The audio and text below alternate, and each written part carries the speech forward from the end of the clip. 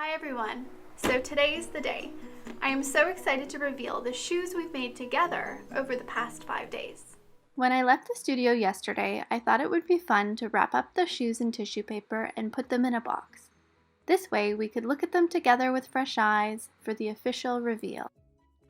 I am so pleased with how they turned out. There's honestly no better feeling than when your concept comes to life.